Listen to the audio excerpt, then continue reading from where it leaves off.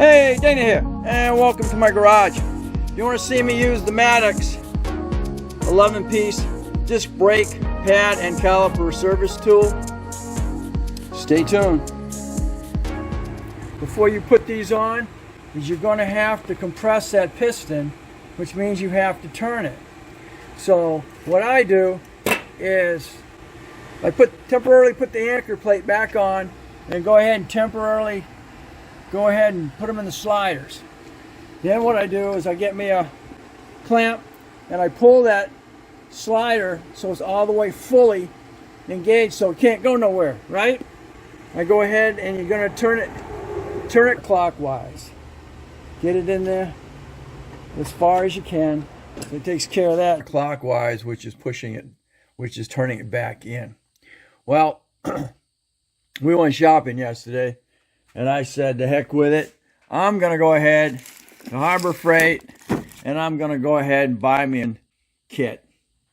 And this supposedly has all those little discs that sit, match it up with that piston head, and then go ahead and rotate it with that kit. Now, I'm not sure. I've never used that kit before, so I don't know whether I have to I would think I wouldn't have to have it done and locked down like I got it right now. It might have a setup with a press and all that, pressing it in and turn it at the same time. Might have something to do with that. Because this set is set up for whether you have regular piston brakes or these twist back pistons. So we're going to go ahead and try it, see what's in the kit, and go from there. Maddox kit, as you saw, I used the Maddox kit on the front to press out and press in the lower ball joint. So Maddox got a good system here. It cost me $50. So for the pain, for the pain and anguish and all that crap that I've had to do with what I'm doing right now, I'm still probably got at least another 45 minutes on this one side, and I got to go to the other side and do the exact same thing. So I said, the heck with it. I'm going to go ahead and get the kit. I was looking for the little square. They make a little square cube that's got all these little, divots in it, and you can line it up with the piston and just use a ratchet. You're still going to have to hold the your assembly here so you can do that. All right, something else I picked up. I said I was going to go with the nitrile disposable gloves in 7mm.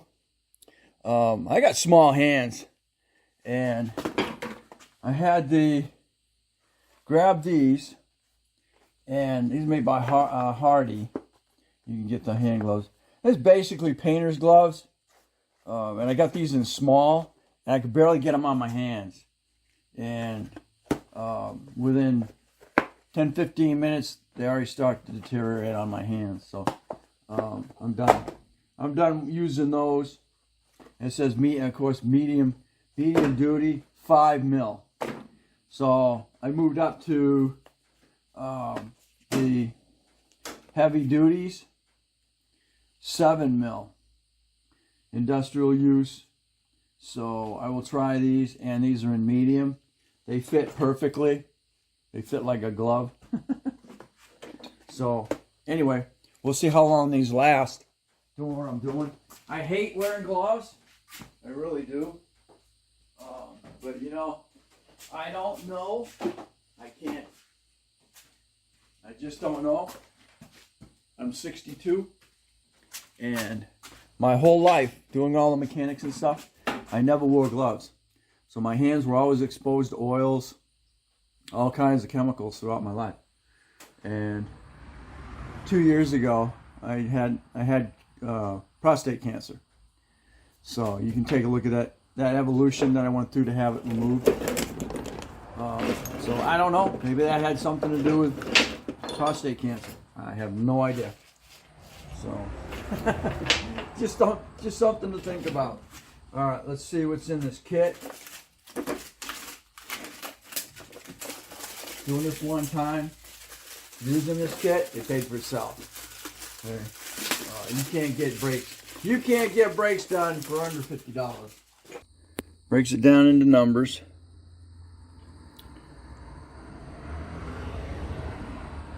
So you can't lose your equipment. Here's your there's the compressor. And it's gonna go, you're gonna put one of these on there and it's gonna lock. That's gonna lock. Oh, it's magnet. Okay. So now you can go right in there, line it up with, I'm assuming it's that one. I just not sure. That one? No, it's gonna be next size bigger. Anyway, that's where I'm at right now. It's gonna have something to do with this thing here. It's gonna come out here and lock on that. You're gonna be able to turn that and get it done. You're probably still gonna have it. Unfortunately, these brakes on here are probably original, so you can anything newer or new brakes will probably rotate faster, but you're over. I mean, as far as resistance is concerned, you might be able to just hold the whole caliper and rotate it. Okay, so there's your picture of how they want it lined up. It's going to go through there, and then you're going to be able to turn it. Not exactly sure how they're holding it, other than what I'm doing right now. First thing, let's get the right. Holy cow! Oh, can I put it back? No. Okay, you did get the right one. All right, let's see. I don't know, like I said, it's got a magnet holding it, which is great. It goes on there. This thing here is gonna go right inside here and hold that. I don't have the whole caliper out. Okay, so it's gonna resist.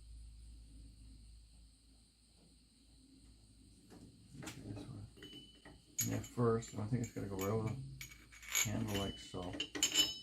Now, no.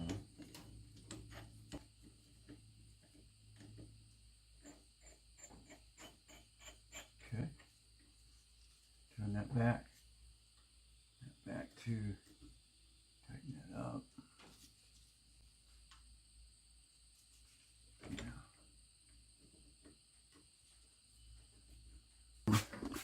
We're looking at right now. Got your adapter on the inside, then you got that plate locking up against the caliper, and then you got this, you adjust it back.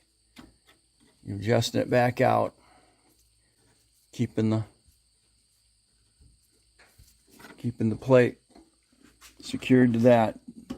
That'll keep you from twisting. We get my crescent back again. Got to make sure the indentions in that plate, or the crevices in that piston, are clean.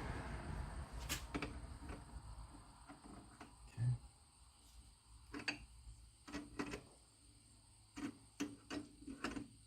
This also can be used to compress regular pistons. So, eyes are getting a little worse here. Okay. Okay, move the T-handle of the thrust bolt to one side and slide the plate over the thrust bolt until it rests on the bottom. Apply the disc to the two pegs on the bottom of the thrust bolt. Magnet will hold in place. Raise and safety. This is going to remove the wheel. Remove the wheel and brake caliper. Remove a worn brake pad and hardware. Service caliper according to Wayland manufacturer. Figure A for typical use. Reassemble caliper pads, clean, store, and service. So basically what you're looking at, you can compress the piston with it. Let's see if we can get beautiful.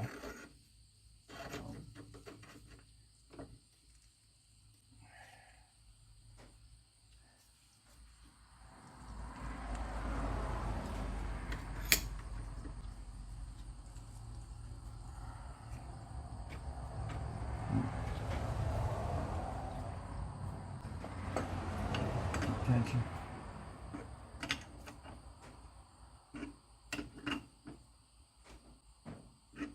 Attention on it.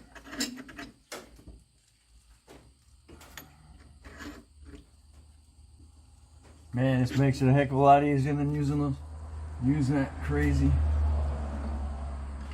card key. Pressure on it.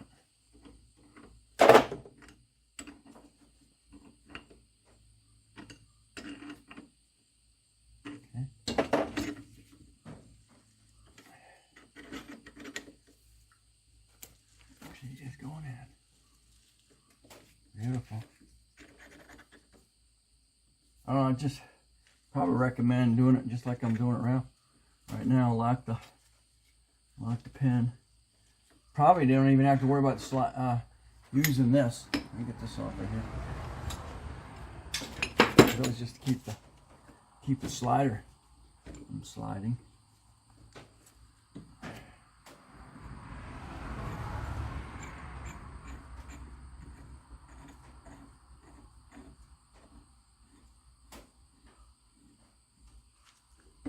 I guess I can go all the way in with it now. And that plate back out. Oh, that's why I screwed myself all up. I guess doing it just like I did it. Just like I did this, but you're gonna have to do all this before you put it back together. I just screwed everything up.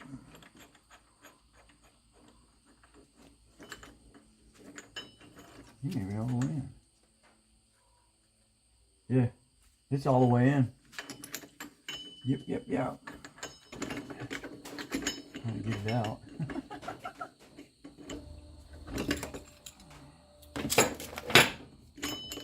There we go, drop out. Okay. I'm not taking you through the whole scenario here, but the way that's set up without me having to plug it onto. If you're just going to change the pads on it, you're good. Let's say you don't have to take off the anchor plate. So, as you can see, we have this little plate here. It's pulled back, and then you're going to tighten it back, lock it on here, and then your other piece is on that, and you can see how the little nibbits are locked inside the crevices on that piston. And the only thing is I can't turn it. I can't turn it by hand. Over here. I can't. Fortunately, I can't turn the thing by hand. So a large pair of pliers come across the top, hold it, and go one more.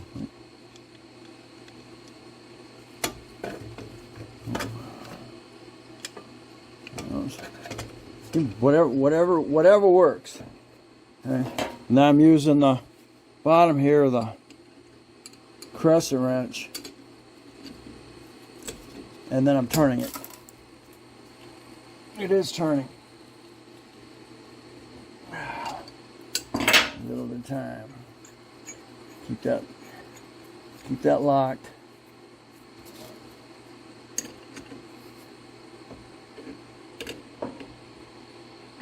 Alright. And again, do it again. It is going back. Very slowly.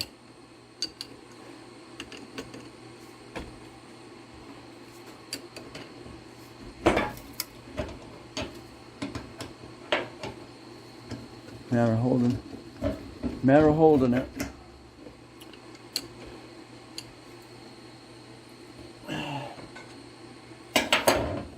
We'll get it back there. Kind of like the unboxing of the Maddox disc brake caliper service kit. I used the number 6 for those, for the 96 Ford Mustang. It doesn't matter what type of pistons that you have, whether you got a turn them in or press them in. This kit will do that. So here we go. I am happy. That was well worth the $50 at Harbor Freight. So